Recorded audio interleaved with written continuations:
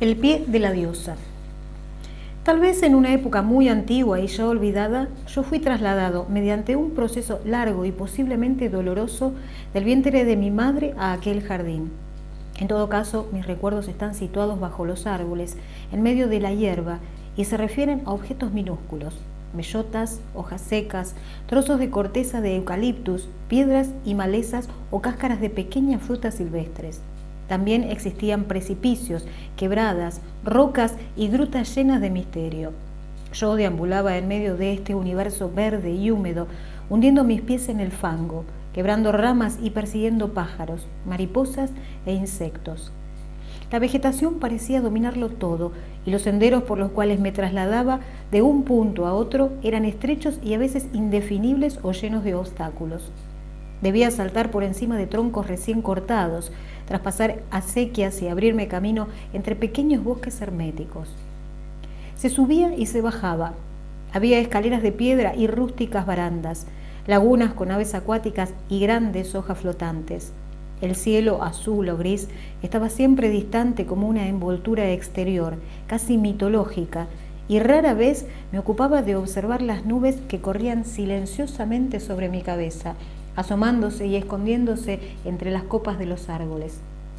Mi atención estaba centrada principalmente en el suelo, en las hojas y ramas derrumbadas, en los guijarros inmóviles y en las grandes piedras que, al ser levantadas, descubrían diminutos bosques de musgo aplastados, densamente habitados por hormigas. Terrones húmedos, restos de plumas o de pétalos, alas de picaflores, patas de zancudos y de abejas, moscas muertas, caracoles y semillas y mil otras basuras silvestres. Al centro de este mundo, al parecer infinito o inagotable, se levantaba una construcción misteriosa de proporciones gigantescas, destinada tal vez a relacionar el suelo con la bóveda celeste. Era algo inusitado y sorprendente que rompía de un modo violento la escala o dimensión de todas las cosas. Empezaba por un pedestal de gran extensión y tan alto como mi propia cabeza, sobre el cual descansaban dos grandes pies levemente calzados por dos inmensas sandalias inmóviles, y más arriba se levantaba como un descomunal árbol de piedra la estatua de Diana Cazadora, divinidad del bosque y de la luna. Al caer la tarde o en las primeras horas de la mañana, me deleitaba escuchando con un exaltado sentimiento de humildad el vasto silencio de sus brazos inmóviles y lejanos, interrumpido apenas por el canto de las ranas y el de los pájaros o el zumbido de los insectos.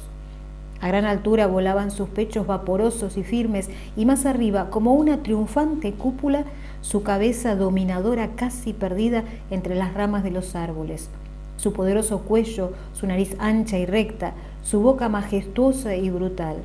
De sus altísimas espaldas colgaban el carcaj lleno de flechas, y sus enormes manos sostenían un arco petrificado, especie de arma virtual o metafísica que amenazaba destruirlo todo el día que la estatua pudiera adquirir movimiento. Lejos de empañar mi felicidad, este terror suave e imaginario que me provocaba Diana Cazadora constituía un indispensable elemento de equilibrio. No habría podido ser enteramente dichoso sin una ventana de escape hacia ese mundo adverso que temía y que también me seducía, el mundo de los grandes cuerpos celestiales, carros de fuegos, de roca o aguas voladoras, el mundo de los soles y las lunas, de los cometas, las nubes y los relámpagos. Fue en pleno día, en mitad del verano, cuando oí por primera vez una voz desconocida que se dirigía hacia mí desde todas partes y desde ninguna. No era la voz familiar de mi madre, que solía buscarme llamando a través de los árboles para anunciarme que estaba preparada la cena o el almuerzo, ni ninguna otra voz que yo hubiera escuchado jamás. «Sigue derecho por el camino que va a la fuente hasta llegar a la glorieta», ordenó. «Ahí, al pie de los pinos, encontrarás un faisán. No te apresures demasiado y procura no hacer ruido al pisar las hojas». Obedecí, y al llegar al lugar indicado, logré divisar un ave maravillosa de plumaje verde, rojo y dorado, que huía velozmente ocultándose entre los matorrales. Sin razón aparente, mi corazón se hinchó de gozo. Aquel ave, al igual que la voz que la había anunciado, representaba para mí algo muy íntimo y personal. algo que estaba a medio camino entre yo mismo y todas las cosas, algo secreto que no debía revelar a los demás. Miré alrededor y no vi a nadie. Estaba solo con mi voz y con el pájaro.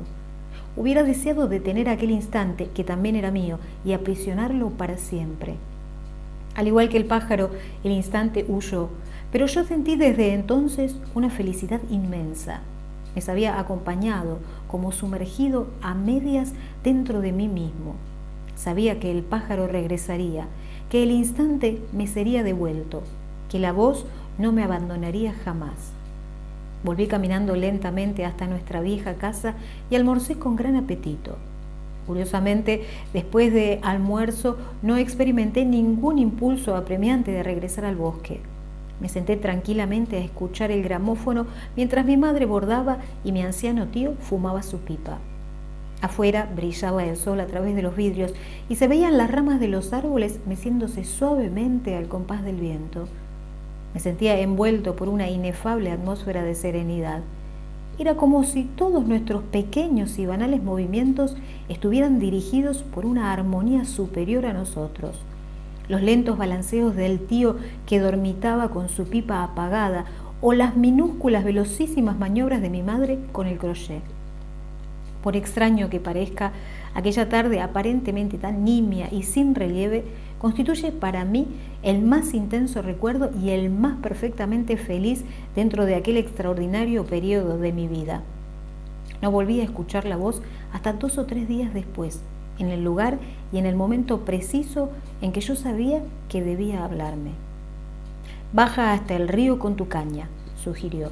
«Si lo haces, encontrarás muchos peces al borde de la piedra grande que está bajo el sauce». «¿Y podré ver al faisán?». Mi pregunta fue formulada mentalmente, sin mover siquiera los labios, pero la voz me respondió con prontitud. «Puedes verlo si miras hacia arriba, a la ida o a la vuelta. El faisán estará posado sobre algún árbol, encima de tu camino». Descendí al río sin llevar mi caña y contemplé con desbordante felicidad un densísimo cardumen de carpas y de salmones rojos junto a la piedra cobijada por el sauce. Luego vi al faisán mientras volvía mirando atentamente las copas de los árboles. Esta vez no huyó de inmediato y pude observar con detención, casi con tranquilidad, la desbordante policromía de su vientre y de sus alas, el delicado dibujo de sus pies ligerísimos como alambres o telarañas doradas, mientras volaba o saltaba furtivamente entre las ramas hasta desaparecer. En los días que siguieron, continué encontrando al faisán y oyendo la voz alternativamente. Ambos dirigían mis pasos, sugiriéndome la ejecución de pequeños actos deliciosos que se agregaban como figuras accesorias al gran cuadro de mi felicidad. Insignificantes excursiones maravillosamente arbitrarias, jubilosos ascensos a determinados montículos o imprevistas inmersiones en charcos, riachuelos y lagunas, descubrimientos casuales de nidos y rincones escondidos entre los árboles. A veces era el faisán el que volaba delante de mí como abriéndose camino, otras veces era la voz la que resonaba en mis oídos o en el centro mismo de mi cerebro, sin que yo pudiera determinar con precisión si venía de afuera o de adentro. En todo caso, sus mandatos coincidían absolutamente con mis deseos más íntimos o con mis caprichos más fantasiosos y arbitrarios. Era como si me hubiera hecho dueño de todo el jardín mediante un conjuro mágico o utilizado una llave divina e invisible. A mi paso se disipaban los obstáculos, el viento se detenía y el sol traspasaba el follaje para iluminarme y cientos de pájaros volaban cantando por sobre mi cabeza. Mi edad fluctuaba entonces, al decir de mi madre, entre los 6 y los 7 años. Yo mismo poco o nada sabía del tiempo o de los calendarios. A veces preguntaba el día en que estábamos, sin ningún propósito determinado, solo para escuchar aquellas palabras vacías que parecían designar a seres o cosas invisibles. Viernes, domingo, miércoles, sábado. En el fondo de mi conciencia, sin embargo, sospechaba que todo esto era un juego de fantasía y que el tiempo, como todo cuanto me rodeaba, estaba firmemente enclavado y que no podía moverse o alterarse. Dudaba del advenimiento del otoño, nebulosa catástrofe que ocultaría el sol y traería la lluvia, desprendiendo las hojas de los árboles, como dudan todos los niños de que alguna vez llegarán a convertirse en grandes, a envejecerse o a morir. Por último, mis dudas llegaron a desaparecer del todo, tomando la forma de una certidumbre absoluta e inverosímil. La certidumbre de que, contra todo lo establecido, ese determinado verano no terminaría jamás. Los días, largos y anchos como siglos, se sucedían los unos a los otros por miles y centenas de miles. Yo no sabía contar, pero un oscuro instinto me decía que estábamos todos detenidos para siempre. Los bosques, los ríos y los muebles de la casa, mi tío, mi madre y yo. Detenidos en una atmósfera de dicha y consecuentemente en una atmósfera de extremo peligro. ¿Qué cosa existe más peligrosa y vulnerable que la felicidad? El problema fue resuelto por mí o por la voz que me acompañaba, tal vez como una colaboración íntima de ambos. En verdad, la voz y yo habíamos terminado por vincularnos hasta la identificación. A veces respondía a mis preguntas, otras veces era yo el que respondía y ella solo preguntaba. A veces el faisán descendía hasta el suelo como una divinidad domesticada, permitiéndome acariciarlo y palparlo con mis dedos. ¿Hay alguna parte donde no debo ir? ¿Alguna cosa que no deba hacer? Sí, una sola. ¿Y qué sucederá si la hago? El mundo se derrumbará. Nada caerá al suelo ni habrá ninguna violencia. Simplemente que los árboles dejarán de ser árboles y el pasto ya no será más el pasto. Los pájaros serán solamente los sucesores de los pájaros y el faisán será únicamente un faisán. El viento soplará de distinta manera y el agua correrá en otra forma. El canto de los sapos perderá su énfasis y el vuelo de las mariposas será como un vuelo de sombras encima de un campo desvirtuado. El espacio perderá su poesía comprimiéndose hasta recuperar su verdadero tamaño. Y el jardín volverá a ser nada más que un jardín. Tras 1000 diálogos y monólogos, la voz y yo determinamos que el acto prohibido resultaría inoperante, abandonado a sí mismo, que para ser eficaz necesitaba acompañarse de una palabra prohibida. A partir de entonces, toda mi actividad se redujo a buscar afanosamente aquella palabra.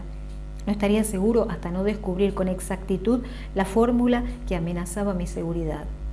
No podrás tocar el pie izquierdo de la diosa si al mismo tiempo pronuncias en voz alta la palabra ratón, arcángel, madreselva, vuelo, peñasco, introducción, abismo. Por fin la palabra me fue revelada. Ruiseñor. Si dices ruiseñor tocando al mismo tiempo el pie izquierdo de Yeana cazadora, el cielo descenderá lentamente sobre la tierra ahogándola. Los árboles se desplomarán y el sol caerá como una piedra de fuego incendiando los bosques y las montañas. Se desplazarán las aguas y los vientos, morirán los animales y reinará la oscuridad final y el ilimitado silencio. Puedes pronunciar la palabra prohibida 1 y 100 veces. Ruiseñor, ruiseñor, ruiseñor. La palabra sola no acarrea ningún peligro si no va acompañada del acto. Y puedes tocar cuantas veces quieras el pie izquierdo de la diosa si lo haces en silencio o pronunciando cualquier otra palabra que no sea ruiseñor. Puedes decir ruiseñor tocando el pie derecho o tocar el pie izquierdo pensando fuertemente en la palabra ruiseñor, pero sin decirla en voz alta. Puedes decir ruiseñor primero y tocar el pie de la diosa enseguida, o por el contrario, tocar el pie y después gritar la palabra. Nada sucederá si no haces todo a un mismo tiempo. ¿Pero qué sucederá? ¿Caerá el sol o simplemente se volverá más pequeño y menos luminoso? ¿Destruirá el fuego los matorrales y los bosques? ¿Habrá o no habrá violencia? Las preguntas me las hacía yo mismo, fabricándome a medias las respuestas. Lo que sucederá será todavía más horrible e indefinido. Caerá el sol, pero nadie lo sabrá sino yo mismo. Los bosques y los matorrales serán destruidos, como también la casa, el techo y los muebles. Pero mi tío y mi madre no verán nada. Mi madre continuará tejiendo a crochet en medio de los escombros. Y mi tío seguirá chupando su pipa en la oscuridad y continuarán comiendo y levantándose y preparando el té, y yo no me atreveré a decirles nada. O bien, el sol no caerá, pero se volverá tenue y mezquino, como una lejanísima ampolleta. Los árboles se empequeñecerán y los cercos del parque empezarán a acercarse paso a paso hasta chocar con nuestras ventanas. El tío morirá, todos pereceremos ahogados, mi madre y yo subiremos a los muebles. El cadáver del faisán aparecerá en medio de nuestro salón, despidiendo un olor nauseabundo, flotando sobre aguas oscuras e inmóviles. Y se desprenderán trozos de muralla y partículas del techo, y las flores y los dibujos del papel caerán unos tras otros encima del agua, como también las figuras de los cuadros, formando toda una compacta y hedionda calcomanía, en la cual terminaremos flotando nosotros mismos. Progresivamente caerán el agua nuestros cabellos y nuestras uñas, nuestros dedos, las manos de mi madre y mis propias manos, mis pies, mis rodillas, y por último mis ojos, quedando todo oscuro para siempre. Otras veces la catástrofe se me presentaba en forma opuesta. Todo crecería y se alejaría de un modo inverosímil. Los árboles se volverían inmensos y distantes como las montañas, y los cercos del parque se perderían de vista. Nuestra casa también sería grande, tan grande y tan alta que nos perderíamos unos de otros y no volveríamos a encontrarnos jamás. En fin, de un modo u otro, continué fantaseando a través de aquel ilimitado verano alrededor del mito o juego del peligro y de la muerte. Cada mañana atravesaba los bosques y los matorrales sin mirarlos, ignorando los guijarros, los insectos y los pájaros. Llegaba hasta el pie de la diosa y acercaba hasta él mi pequeña mano aterrada. ¿Diré ahora la palabra?, me preguntaba a mí mismo. ¿Me atreveré? Y luego de tocar la piedra con mis dedos, acción que encogía deliciosamente mis nervios y enfriaba mi sangre de un modo imperceptible, los retiraba algunos milímetros y profería casi en secreto la alocución prohibida. Ruiseñor, ruiseñor, ruiseñor, ruiseñor. ¿Quién podía impedir que dejara caer mis dedos sobre la piedra y todo empezara a suceder? Solo yo mismo. Me sentía abrigado y envuelto por el vértigo, como quien danza y se columpia al borde de un abismo. Solo que mi abismo era doblemente temible, porque no era más profundo que el grueso de una uña o que el espesor de un pétalo o de una hoja. En realidad, el verdadero abismo era el abismo de mi propia libertad. Todas las cosas de afuera podían reducirse y explicarse. Pero ¿quién podía explicar o predecir el inescrutable misterio de mis propias decisiones? Aterrado, me trepaba por las piernas de la diosa pronunciando la palabra, dejándome caer al instante encima de sus sandalias, o me dejaba caer mientras decía ruiseñor, esperando o temiendo que mis palabras fueran demasiado lentas o demasiado rápidas, y que sucediera todo o no sucediera nada. Tocando el pie izquierdo con gran vigor y enseguida gritaba a pleno pulmón la palabra en la esperanza o el temor de que la violencia de ambas actitudes lograra juntarlas y hacerlas simultáneas. Me excitaba imaginar que todo dependía de mí, como si el universo fuera un espejo frágil y precioso que yo mismo tuviera sujeto y al que pudiera soltar y quebrar en cualquier momento, haciendo 1000 pedazos el día y la noche, el cielo y la tierra, los bosques, los pájaros y las estrellas. Así, sumergido en este juego sin término, atravesé los siglos y miríadas de siglos, cruzando de un extremo a otro, en lo alto y en lo ancho, el detenido y mitológico tiempo de mi primera infancia. Y sin comprender cómo, un día o una noche cualquiera, llegué al borde o al límite mismo de la eternidad. Me fue dado un estuche con lápices y gomas de borrar, y un bolsón de cuero lleno de cuadernos y otros objetos extravagantes. Y una mañana nebulosa fui transportado o expulsado fuera del paraíso en un pequeño tren. Cuando volví, era una persona diferente que regresaba a un lugar desconocido. Todo está igual, estableció mi madre con orgullo.